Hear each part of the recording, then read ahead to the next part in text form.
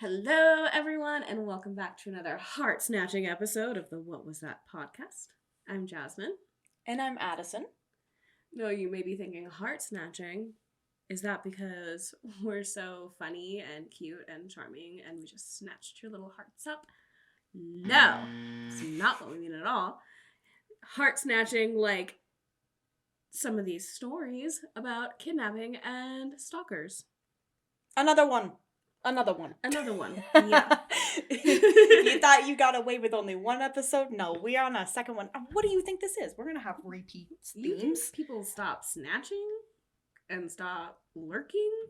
And maybe we'll run out of content. But we wish. That'd be so cool if they did. Yeah, it would be really nice if people just, kept their hands to themselves.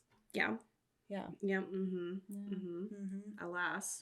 Yeah. Bodily autonomy. Why does everyone think that they have the right to anybody else's body? Yeah. That's insane. Get it together. Insane to me. How would you like if somebody come... You know what we should start doing? Counteractive kidnapping. Yeah. Like, if a kidnapper comes up to us, we're like, actually, get in the sack. We're in our basement. Our basement. Like, we live together. We're in my basement right now. We could literally just, bring them down here and be like, this is what you get for trying to kidnap someone. And then we'll put them on a podcast and we'll all shame them. Just heckle them. Shame. We put them in the stock. The stalks? Oh, yeah. Yeah, and then throw tomatoes at them. Mm-hmm. But tomatoes with, blades in them. That's right. Think twice before you decide to be a little creep, you weirdo. Anyway, to our followers who are not kidnappers and stalkers, thank you so much for tuning in. We really love that you're here. And let's get started. Story number 1, followed home from jail. This happened several years ago when I was working in a downtown jail in a large city as a counselor. I worked a weird shift and got off at 2 a.m., so it was obviously dark when I got off work, and most people on the roads were people who just closed down the bars downtown. At this job, I interacted with inmates who were various levels of stable and sober, and sometimes they were released at the same time I was leaving work. The garage where I parked was a couple of blocks away from the jail, so I was cautious walking to my car, but usually didn't have any issues. Anyway, this particular night, I got into my car safely and started home, about a 25-minute drive. Very quickly after I pulled out of the garage, I noticed a car right behind me with its high beams on. It followed me through downtown onto the highway and then exited at my exit. I wasn't too freaked out yet because I live off a major road, but then it took every turn I did and pulled into my apartment complex right behind me. Well, to this point, I'm getting concerned, but it's a big complex, so I just head towards my building. The car is right behind me. I usually back into my reversed parking spot, but this car was so close that I literally can't pull in. I pull forward. The car drives behind me and stops, blocking me in. At this point, I'm scared and I consider calling someone, but all my friends are probably asleep because it's 3 a.m. Calling 911 feels like an overreaction. I finally did dial 911 on my phone, but I don't press call and step out of my car. The man gets out of the car. He's tall, white, and wearing a vest and a fedora. He stares at me, female, 26, blonde, 5'3", for 5 seconds and goes, "Oh," and gets back in his car and drives off. Still one of the weirdest encounters of my life. I wonder, okay, based on the reaction of when the person got out and saw them, I wonder if they thought it was someone, well, but they followed them from the prison, right? Yeah, but So I'm that's wondering weird. if maybe they were intending on following someone. Yeah. And they thought they were following the same person, and then they get there and they're like, that's not, wait, that's not you. Because Yeah. it could have been somebody maybe getting out of jail. It could have been a handful of things. It is super weird. Mm-hmm. But it definitely is really telling that it wasn't anything malicious, because he got in his car and went away. Yeah.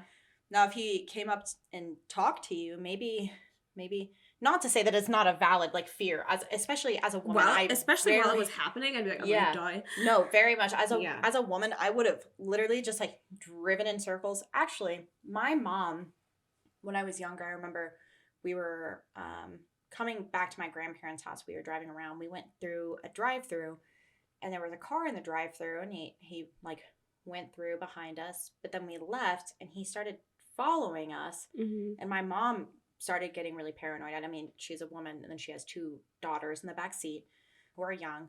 So she noticed that somebody was following us. I remember her telling me so specifically, as this is going on, like what to look out for. And he followed us quite some time. So she pulled into a parking lot of a bank, went around to the teller side, and she told me, as I'm sitting there, if he follows us through here, he has no reason to be following us through here. So he's following us. And sure enough, he did. So he followed us through there. And so my mom was like, okay, we are now going to, first of all, call the police and tell them the description of the vehicle and the description of the man if we can. And started driving towards the police station because the last thing you want to do is drive towards where you're at. And she also did the same thing when I was a little bit older and we were living in a different house. A car was like following us through the neighborhood. And she's like, never, ever, ever stop at your house if you think somebody's following you. Because then they know where you live, obviously. So it's so scary. Yeah, that would have been my first thing. I would have been like, oh, I'm going back to the police station. Yeah. Back to the police station. And I've heard, like, because I live in an apartment building, they say, especially if you think someone's following you, wait to turn your lights on, because if you like get home and they kind of estimate when the light comes on, there's a good chance that this is that person. Yeah, I have heard that too. I didn't even think about that. I think about that. I am just so paranoid that I'm going to get kidnapped one day, because my Nana told me all the time that I was going to get kidnapped. I mean, it's a fair, like, fear. I think like they didn't get me. At this point, it's called something else. I'm not a child. Yeah, not abducted. Yes, abduction. Yeah, woman abducted. So yeah, it's not funny. I don't know why. No, there's so many people that live in my building, and sometimes we just all get home at the same time after work. So I'm like, they're following me. Nope, that's just Jerry that lives down the hall in my building. I know it's dramatic to think this way, but I think that every single time I get home, because it is one of those common things that if you are going to develop a stalker, it's easier to do so if you have the same thing that you do every single day. Yeah. I think about this because I will run errands, but in a very erratic way that doesn't actually make sense. And it's because I didn't plan out what I was doing for that day. I'm like, stalkers would hate me. They're like, where's she going? She doesn't even know. Sometimes I'm just like driving my car listening to music a little too much and I miss my turn. I do that fairly often. They're like, hey, that's not where you should be going. You're right. That is... It is very scary, and I know I say this a lot because I'm a very big advocate for women's safety and women as a whole. I just love women of every kind, of every woman, everywhere. So I can definitely see how that's super scary, and I would also be very, very scared. But don't get out of your car, woman. No, I wouldn't know. Like, yeah, if you're, even if you have 911 on your phone, I mean, you press ring, but by the time he takes a few steps, charge at you. I mean, your phone's gonna drop on the ground, and then what? You're not gonna get a description out. I think she's like towing the line of like, I don't want to overreact if it's nothing. But at the same time, I would rather overreact. Always, yeah. I think it's always safer to overreact rather than underreact. My unsolicited advice, sorry, Redditor, but I would say if that would ever happen again, which hopefully it doesn't, strange. I would definitely recommend calling the police firstly. And if you do want to go home, which is another thing I would not recommend, I would recommend either driving back to a local police station or somewhere that once they see it, if they are following you, they get scared, they drive off. Yeah. Don't go home. And this is for all the listeners. If somebody's following you, do not go home. Go to the police station, go to a gas station, somewhere where there's people and they can see you. Your face is on some sort of camera. Right. And then like Jasmine was saying, if you do go home because you live in an apartment complex, you don't know if they live there or anything of that sort, go to your unit, make sure you don't walk directly in front of them and they see you go inside. Take a back route, walk around, don't turn your lights on.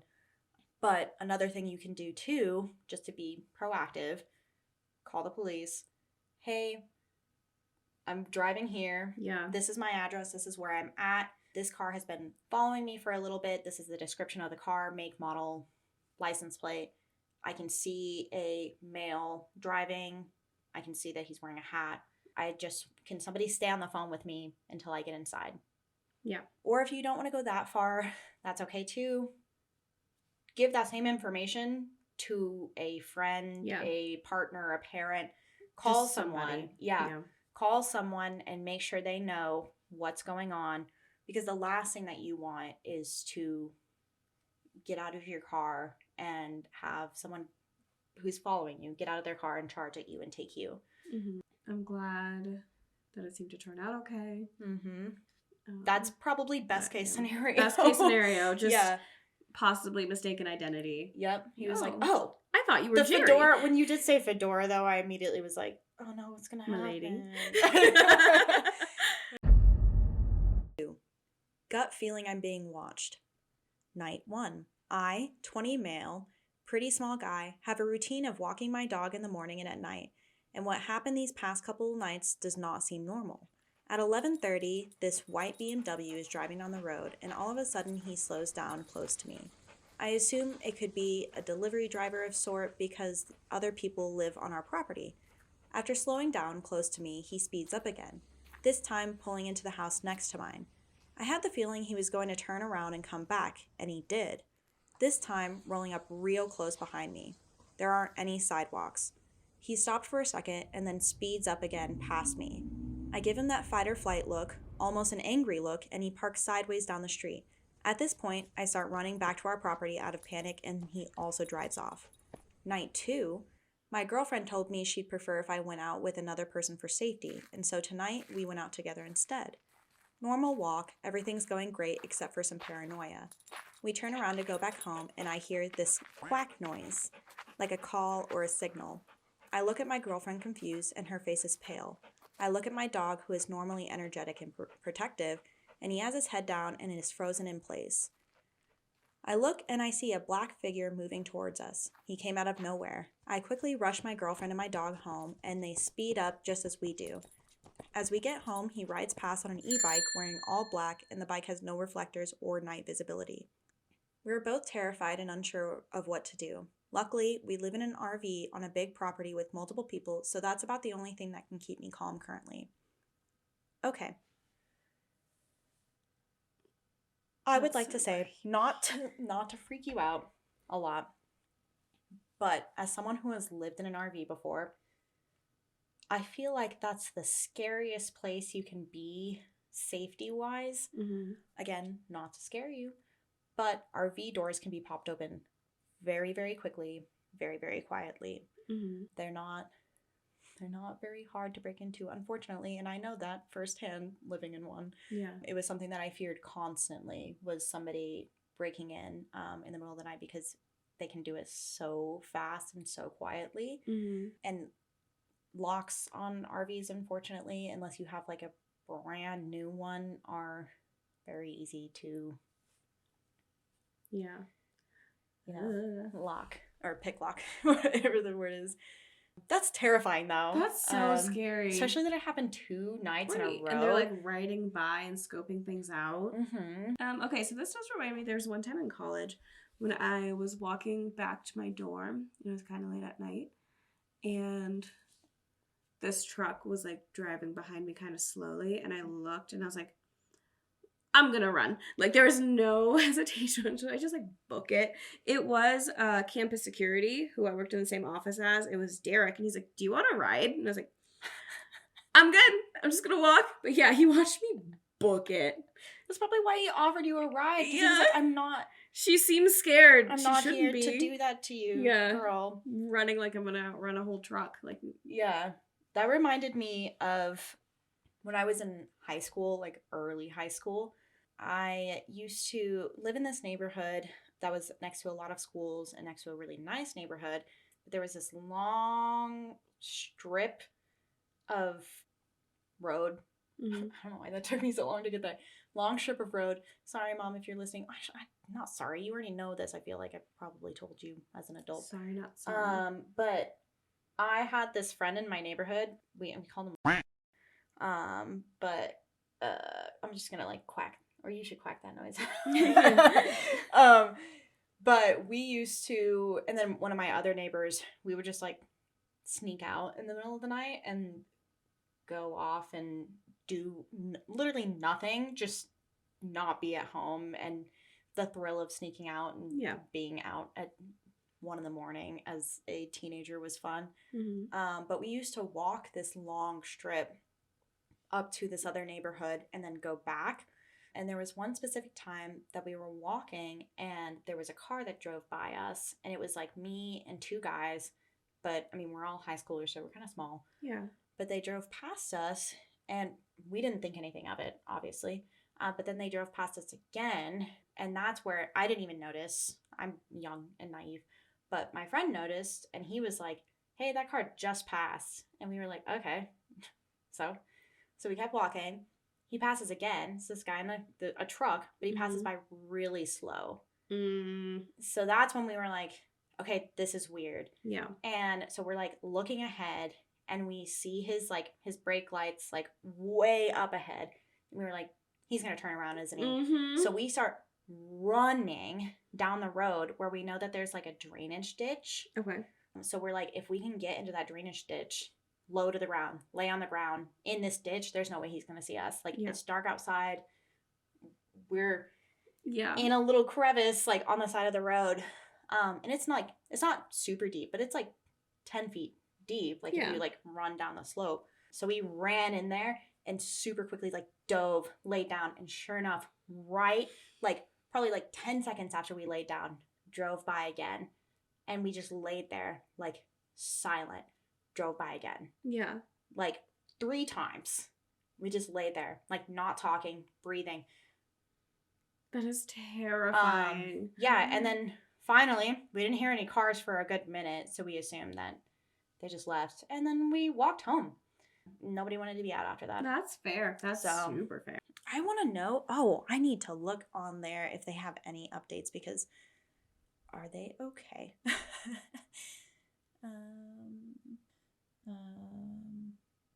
Yeah, they commented 13 hours ago on a Spider-Man thread because Miles Morales PS4, is a bad character. They also are on God of War Ragnarok Reddit a lot. Yeah. This user plays a lot of PS4 games, so that's cool. Good for you. That's sick. Well, obviously you're okay. I'm glad that you are. Yeah, I'm very glad that you are. And it doesn't seem like you've been commenting anything past then. Let's see did you say anything to me? Okay. No, but they were very nice. They were like, yo, that would be so cool. I listen to a lot of YouTube channels. Oh, if you want, you can say my username. So this is Redditor insert username 999. So shout out to you. Hi, we read your story.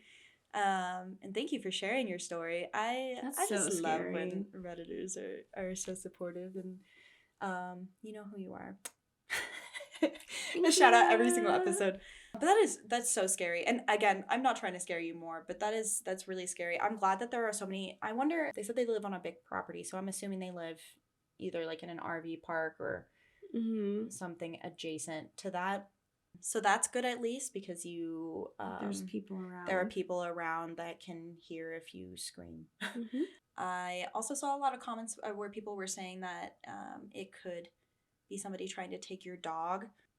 So I would just make sure that you're bringing protection on your walks when you are, unless it stopped happening. But even so, I still probably would, just getting that feeling that somebody was kind of watching you. And it doesn't have to be anything like crazy.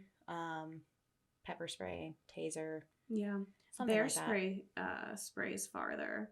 Also wasp spray. So you feel so weird carrying a giant thing of bear spray or wasp spray out while you're walking your dog. Yep. Yeah. I mean, you got to do what you got to do, and it's totally fair. I'd rather have you that far away. Yeah. No, than much closer. But I'm glad it's all okay. I can't. Whenever it said dress in all black, long, shadowy figure, I was like, oh, the Babadook's riding an e-bike. See, I just imagined Jigsaw on his little bike. Except it's motor powered. Yeah. So he gets around fast. He's really moving. He doesn't even have to move his little legs anymore. He just like he keeps them on the pedals though for fun. It's a pedal assist bike, so he still has to pedal normally, but it's going. It's moving. It's moving Jigsaw's fast. moving. Oh, That's yeah, scary. he is. We're doing a Hear Me Out cake on TikTok. Yeah.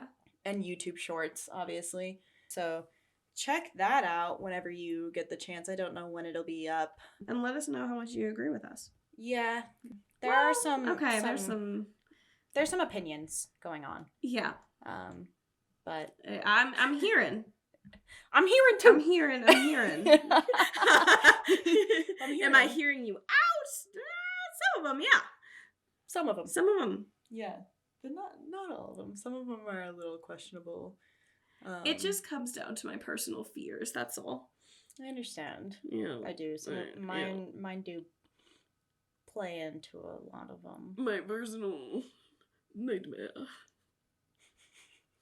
Okay. Your personal nightmare is my personal fantasy.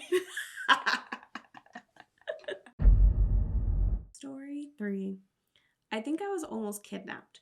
So this is something I've kept completely to myself, except for a confused call to my best friend the morning after to try to figure out if what I thought happened actually happened. Truthfully, the event that incited this incident was my fault, and it was also stupid. So I think I've been too embarrassed or mad at myself to share the story. I've been living in New Orleans for about two-ish weeks the night this occurred. While I'd never been to New Orleans once in my life prior to moving there, a decision resulting from my desperation to get a job out of college, I'm from a similarly large metro area in the American South. One minute you'll see kids playing catch in the streets and young couples walking arm in arm down tropically adorned sidewalks, and the next dilapidated houses, still not made whole since Katrina and further degraded from Ida, gang violence, young boys posted up on street corners, and imaginable poverty tied to rampant drug abuse. In the end, it's all just about knowing where to go and which areas to avoid entirely. Anyway, I was driving home from running some obscure errand at night around 9:30 p.m. that caused me to drive to St. Claude. For y'all that don't know, this is certainly one of those neighborhoods that should be avoided, if possible. As I came to a stop sign right next to a small community center food bank, I slammed the brakes due to the driver's instinct before really understanding why I did it. Standing there just feet away from my front bumper was a teeny tiny cat, its wide eyes staring back at me in terror as it briefly was blinded by my headlights. That damn cat. This is where my stupidity comes into play. I really don't know where I was or how dangerous the area was, and without even thinking for a single damn moment, I stepped outside of the car to assess the situation. Maybe I could help the little guy. But I didn't even remove my keys from the ignition as I figured I'd only be out there for a tiny bit. Didn't even grab my phone from the charger. What I didn't realize when I knelt down on the pavement was my clumsy ass was too close to the barely open car door, and when I stood up, of course, I bumped it and it immediately swung shut. No big deal, I thought, convincing myself that the door would be unlocked, only to feel my whole heart sink into my stomach like a stone when the door didn't budge. Well, fuck. I didn't panic immediately. After trying all 4 doors and cursing myself for a solid minute for being such an idiot, I spotted a man sitting on the steps of the community center eating, and he spotted me. Noticing my situation, and to my dismay, he slowly stood and came to the back of my car with his bag of Raising Cane's chicken, popped it down on the hood, and proceeded to enjoy his dinner on the back of my Subaru. I had already been there for a good 10 minutes by this point, so honestly the company of another person was relieving. I didn't look as helpless to passerbys with him there. For context, I am 5 feet tall, is wearing a tiny tank top to fend off the brutal New Orleans summer heat. After I explained my situation, he explained he could try to jimmy rig the door open, and desperate to get back in, I agreed. This was useless, unfortunately, as I could tell he was just fiddling around. I trotted over to a small church across the intersection, where I spotted a few people closing up for the night. Sanctuary, I thought. Nice churchgoers have to help a woman lost and alone, right? Wrong. The man locking up the door looked straight through me, back at the man now clearly trying to open a locked car, shook his head and shot me a glance and said, "Do you think that I'm stupid?" and stepped right into his unlocked vehicle. At this point, I felt the tears welling up, but quickly told myself to suck it up and walked away dejectedly over to my car. By the grace of God, a random stranger let me use his phone to call a locksmith, tastefully called Papa Lock, who told me he'd be there anywhere between 45 minutes and 4 hours. Great. After about 25 minutes of chit-chatting, the man informed me that his shift was about to start, and just as quickly as he appeared, he was gone. This was when the gravity of my situation really began to sink in, and I had become acutely aware of my surroundings. Acutely aware of all the men who had been circling the block on their bicycles during our conversation. I don't know about y'all, but I don't know any grown-ass men who ride around... I don't know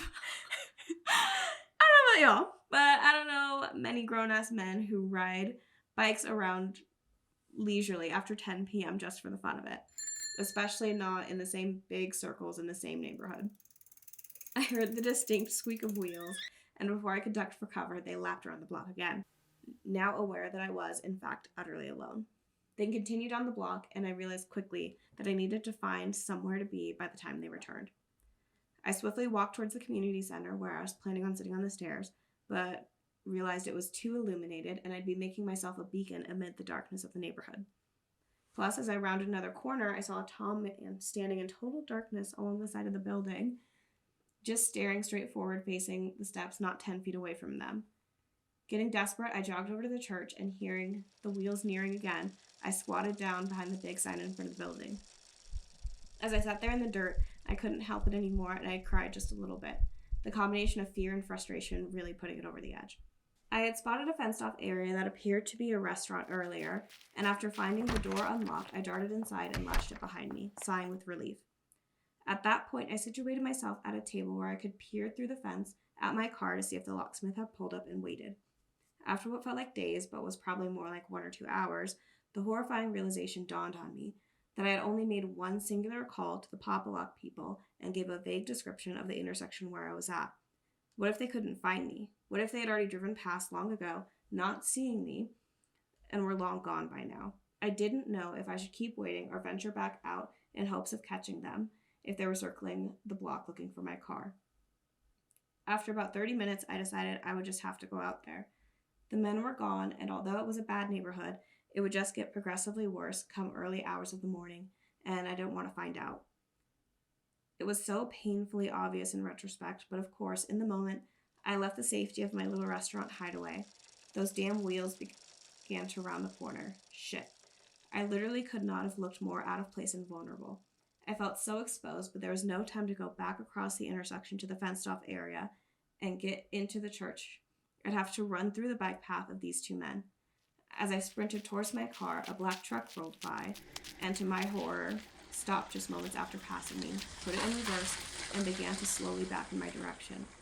I almost resigned myself to my seemingly inevitable capture, assault, and God knows what as I watched it roll towards me. I pretended to walk away as I were not utterly aimless, trying to give off the impression that I wasn't locked out of my car without any resources. The men on the bikes were so close now. Then, just as if in an episode of CSI, the fucking Papa Lock truck rounded the corner. I instantly began to wave my arms to flag them down, and as the truck drove off, my savior parked his van. Apparently, he had been looping around the area for 20 minutes trying to find me, and was about to give up to go help another stranded woman. If I had stayed behind the fence, he likely would have, and I would have been left without any means of communication to call anyone else for help. The moment I got inside my beloved Subaru, I began sobbing at the click of the locks of the doors behind me. God, it was pure relief to be secure within a locked space.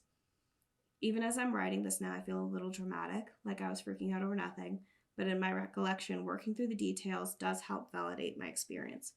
So to those men on their dinky little bikes, let's never meet again.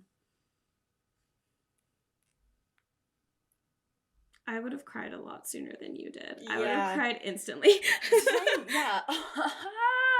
Oh my God. Yeah, I would have lost my mind. The second that I tried to pull my door open and I realized that my keys were in my ignition and my phone was inside my car, yeah, it would have been game over. I would have just dropped to the ground and started sobbing. Yeah. And it's wild to run to those guys at the church and then be like, what do you think I am, stupid? Yeah. Well, they didn't say that, but they But, looked at her like that, which, you yeah, think you're going to trick me? Yeah, into thinking, it's like, no, this man is just eating his canes on the back of my car. That has nothing to do with me. Like, they couldn't give OP a second to explain their situation whatsoever. Two guys from the church. Thanks for being from the church. So accepting and loving. Yeah. I have heard different things about people placing like cats or baby carriers out on the side of the road or the side of the highway, so people stop and they either steal their car or they like kidnap the person. I've seen a lot of stuff like that, which is good that wasn't that, obviously, because they didn't get just a damn cat. It was just a little kitten, which props to you for stopping and trying to get the kitten, but this really sucked that you left your keys and your ignition. I know it's a fast thing, but I don't know how you kept your cool so calmly for that long. Also, I would have been really scared to go into an unlocked restaurant. You don't know who's in there. You don't know who's in there, and that would have been my biggest fear. I'm like, there's nowhere I can go, because anywhere that I can go, somebody else can get into. Right. At that point, honestly, if I called a locksmith and I was like, I'm alone, I'm a woman, I'm in a really bad part of town, my car is actively running, I need to go, and they were like, oh, we'll be there under 4 hours, who knows. Yeah, I would have broke my window. Yeah, especially if I was in that part of town. I also want to know how their car was able to run for that long, because it had been a couple hours. So I know that they're not driving, but well, there's this one time where I went with, you know who you are, my friend and her family, to go leaf peeping in the mountains. And it's a push start car, and somewhere along the journey the keys got lost, but because the car was never shut off, we could continue using it. And in my head I was like, yeah, we're just gonna go back home because we don't have keys. Nope, still went into the mountains, went fishing, just like left the car on and would move it every now and then to make sure it would still go. Which it all panned out fine, for sure. That's but me in my head, I was like, oh my God. So if we get stuck up here, what do we do? Yeah, no, that's a lot of trust to put in. Those are the type of people I do really admire, because you just be out there living life, not paying attention to parameters or rules or anything. You just want to live your life, which bit of anxiety screaming at you. Yeah, go home. That must be so nice to just be like, whatever happens. It'll be fine. I would love to be like that.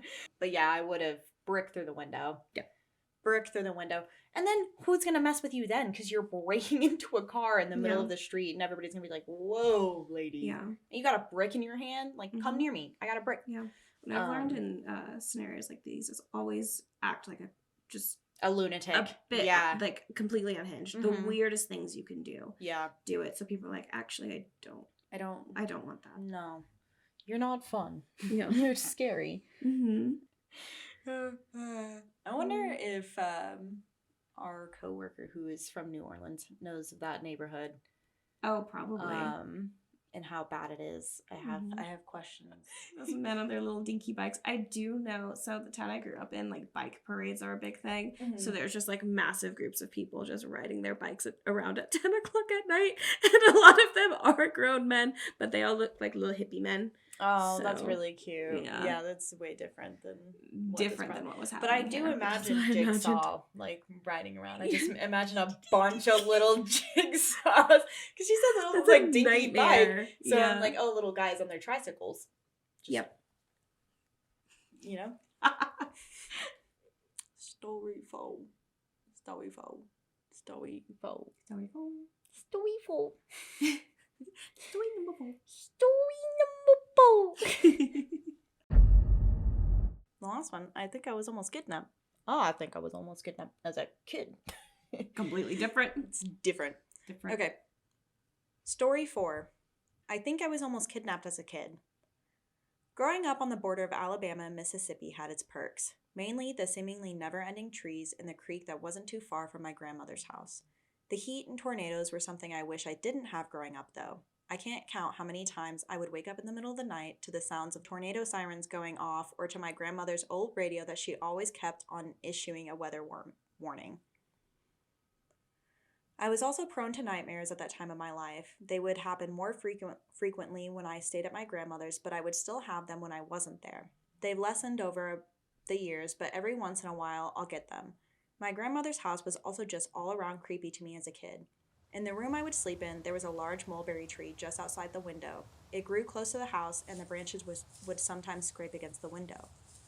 I stayed with my grandmother a lot when I was young. My mom worked overnight at the hospital, so sending me to stay with my grandmother beat having to pay a babysitter. I honestly loved staying with my grandmother. Any time I was at her house, it was always warm and home-cooked meals, and she would show off anything that she had thought that was cool. Most of the things that she had to show off were books, newspaper clippings, or random antique trinkets that she had collected over the years. A lot of the time, she would already have food laid out on her kitchen table before I even arrived. Then she would talk to my mom a bit while I ate. Then she would just sit over on her back patio for a while. She would sit in a rocking chair wrapped in a green jacket that was too small for her and falling apart. The jacket had clear signs that she tried to sew the sleeves and mend some of the holes, but that didn't help with the frayed edges that unraveled more each time I saw her. I usually didn't join her when she was out back. Every time I did, she would offer me a cigarette but scold me if I accepted. The night that would lead to the decline of my visit with my grandmother started the same as all the others. Me running out of my mom's car and almost tripping on the steps that led to the front door. My grandmother waiting on the porch to give me a hug and tell me to go eat while she talked with my mom. I never heard what they were talking about, and being 10, I didn't really care. My grandmother came in sometime later, hobbling the best that she could since she refused to use a walker or cane. I tried to make everything you like. If you don't like it, don't eat. I won't be upset. I assured her that everything was great because it was. I would never admit it to my mom, but she wasn't the best of cooks, so being able to have a meal that didn't make me want to consult a religious leader was a welcome change. There's some Coke in the fridge for you. I didn't want them getting warm. She hobbled to the back door, grabbing the green jacket that hung up on the wall to do what must have been a daily ritual for her. By the time I finished my dinner, she was already back inside and putting away the leftovers. I helped her the best that I could, but looking back now, I think I was just in the way. That night, I heard the same sound I always had, that tapping and scratching on the window. It still scared me, even after my grandmother assured me that it was just the tree outside the window.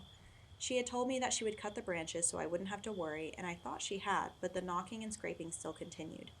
I tried to sleep through it. At this point, it was honestly pretty easy since I was used to it. I was on the brink of sleep when I heard a voice whispering to me. It was saying my name repeatedly.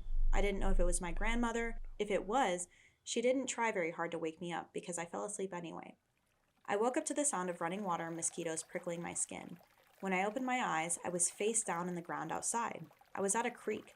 The same creek that my grandmother insisted I never go to alone because there were way too many snakes. I sat up and sat on the ground for a while, hoping that I was having another nightmare and that I would wake up back in my grandmother's house tucked into bed. But I didn't wake up, and each snap of twigs from the animals solidified that in my mind. I cried for a long time. I didn't want to get up. I wanted to wait and let someone come and find me and take me back. But I knew it was late and that I wouldn't be found if I didn't try to find my own way back.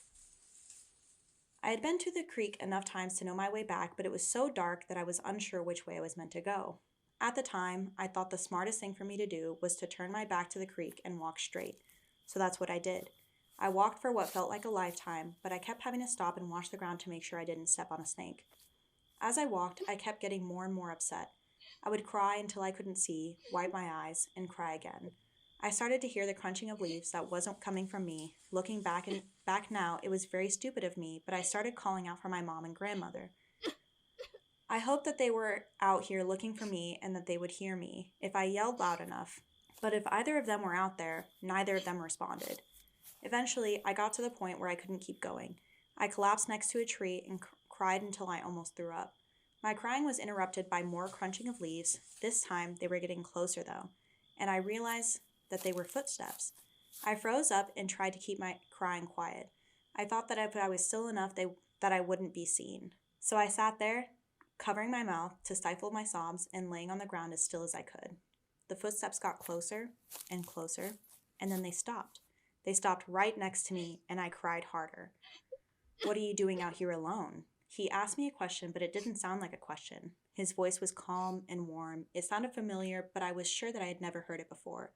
Looking up at him, after realizing that my attempts to hide were useless, I saw that he looked similar to my grandmother. He was a little taller, much younger, and his eyes were a bit darker. I think that's why all the stranger danger training went out the window. I sobbed and tried to explain that I had woke up by the creek, but it was all unintelligible. "Aw, it's okay." He knelt down, pulling me into a hug before standing up again. He rubbed my back for a while, telling me that everything would be okay. I felt like he was right, that as soon as he showed up, everything was fine. He continued to console me while carrying me through the woods. After a while, I stopped crying altogether, laying my head on his shoulder and trying to stay awake from how exhausted I'd become. I never told him where my grandmother's house was, but he knew the way, calmly walking through the woods and making his way to the clearing that bordered my grandmother's property. I could see my grandmother's house. The lights were on in the house. My grandmother was standing past the well near the tree line that the man and I had exited. I was happy to see her. I knew that I should have shaken off the man's grip and ran to her, but I didn't. I was content where I was and didn't know why. He had stopped when he saw my grandmother, and when I looked at him, I saw he was smiling warmly at her. I couldn't hear exactly what my grandmother had said, but it was something to the effect of, "Put her down." He did, setting me down on the ground gently and ruffling my hair before putting both of his hands in his pockets. I stayed next to him. I couldn't hear my grandmother until she yelled, and I remember being scared because she was mad at me. "Get over here." My grandmother was always very soft-spoken. As soon as she yelled, I ran over to her and did as she said without whining when she hissed at me to get in the house. "No need to be so harsh on her, Eve. She's a good kid," I heard the man's calm voice before I started running back into the house. I watched them through the window once I got inside, but once my grandmother started walking back to the house, I got away from the window and stood near the door. I wanted to cry again, knowing that I upset her so much. I kept apologizing to her, and she insisted that it was okay, but I knew it wasn't. She sat at the kitchen table with me and called my mom, who showed up 30 minutes later with the police. I assume my mom called the police because I remember my grandmother talking to her on the phone and saying that she didn't need to call anyone. My mom yelled at my grandmother for a while, and I had to talk to the police. As far as I know, they never found anyone, but after that, I wasn't allowed to spend the night at my grandmother's anymore. That's so scary. That's weird. Yeah. That's weird. I'm like, I have so many questions. It's it's just weird. There are so many points in the story where I have questions. Mm-hmm. So the first question, how did child end up by river? Yeah. Without waking up at all. They just woke up at the river being bitten by mosquitoes. How did you get out there that far without anything happening? And I was a very heavy sleeper as a kid. So was my sister. So you could just like scoop them up and they would just be like, what? And then wake up someplace completely new and not know what happened in the meantime. So yeah, imagine this person's just a very heavy sleeper as a child. Second, I want to know why the grandma didn't freak out. That kind of signals that the grandma knew who it was. Mm-hmm. So I wonder who that was to the grandma. Yeah, because they knew her by her first name. Yeah, and it's in Alabama and Mississippi, so it's in those nice little southern states with all the nice fun things that happen out in the woods. Yeah, because like there's two routes of thought where you could take this, where it's someone that the grandmother knows, very based in the things we can see and know and understand. Mm-hmm. And then there's the complete other route of like my brain's like, what if she like saw someone that she knew shouldn't be there or shouldn't exist? Like one of these comments is like, what if it's Fae? Yeah. And then I think of that movie with the fairies and Dakota Fan. Yeah, I think of The Watchers, where it's like it looks like that person, but it's a little bit off, so you know it's not. Yeah. I kind of feel the same way, but it also is again really jarring that the grandma was so chill about it. Yeah, and then said that the mom didn't need to call anyone, so it definitely feels like if it is a human being, it's someone that they know very well. Or if it's not, then the grandma still knows pretty well of it, and I wonder if that's like part of her going outside and hanging out while she's eating dinner. Yeah, I wonder if it's like an estranged son, because they mentioned that it looks very similar to her. Mm-hmm. And that would kind of explain why her mom is just like, absolutely not. I do not want this person near my child at all. No, and I'm sure the mom like grew up there as well, so she probably has a lot of the same experiences. It's like in movies where the grandma's always like the weird one and the mom tries to keep the kid away and all that fun stuff. Halloween Town is a great example. This is Halloween Town. That's a much scarier version. But it is weird. I wouldn't go straight to kidnapping because the person brought them right back to the house. Right, that's a weird thing. So it's like, were they kidnapped by one person and then this other person? Like, there's so many things that you don't know. Yeah, there's so many questions that I have. It's also interesting that they ran in the opposite direction for a while until they had to give up because they were tired of running. But then the other person just walked over, found them, and walked them back. It's very interesting. Very, very interesting. Yeah. I have lots of questions. Do you have any more information? Yeah. Please give me more information. I do lean towards the fact that this is just like actually happened with people and like weird dynamics between this person and her grandmother and their mother. I know this is totally not related whatsoever, but I immediately imagine that scene in New Moon where Bella gets lost. I think I was almost kidnapped as a kid, part 2, but it's removed. Oh no. Okay, this Redditor I actually have been talking to.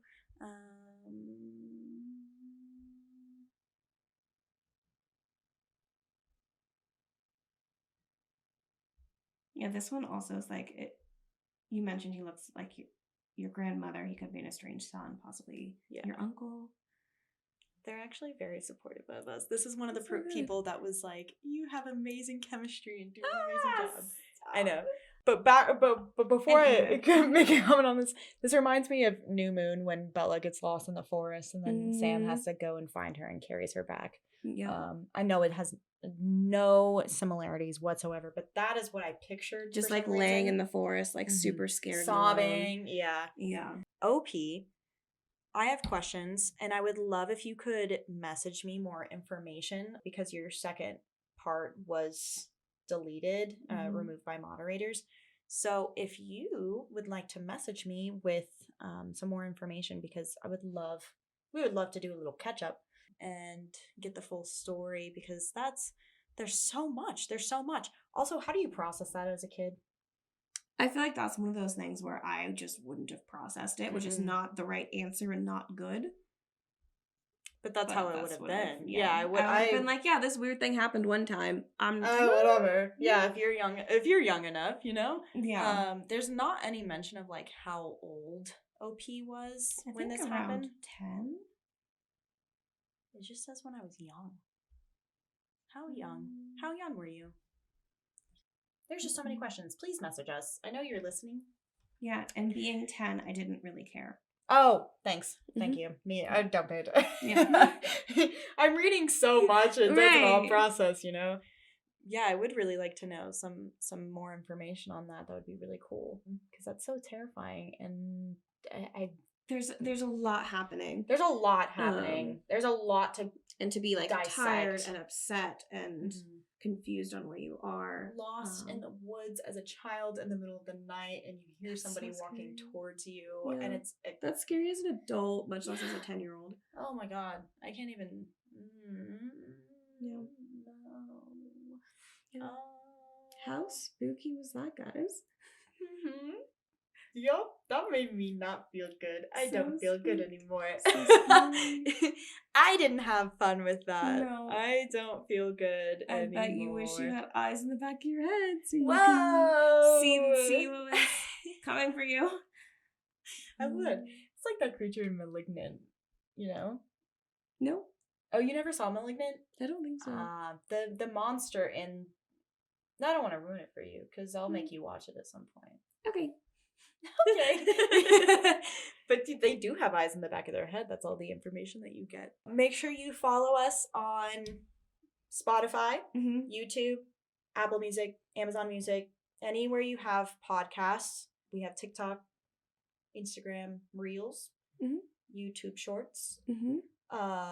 Our Reddit page. Please follow our Reddit page because we'd love to get some more listener write-ins. We actually have been getting a few, which is really cool.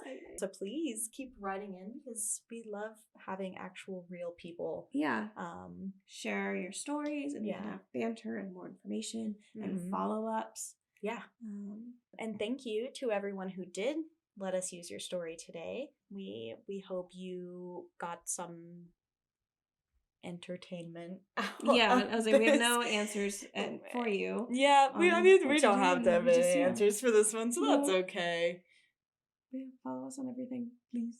Please. Yeah, that would be sick. We're gonna keep putting episodes out. Until next time. Wait, what was that?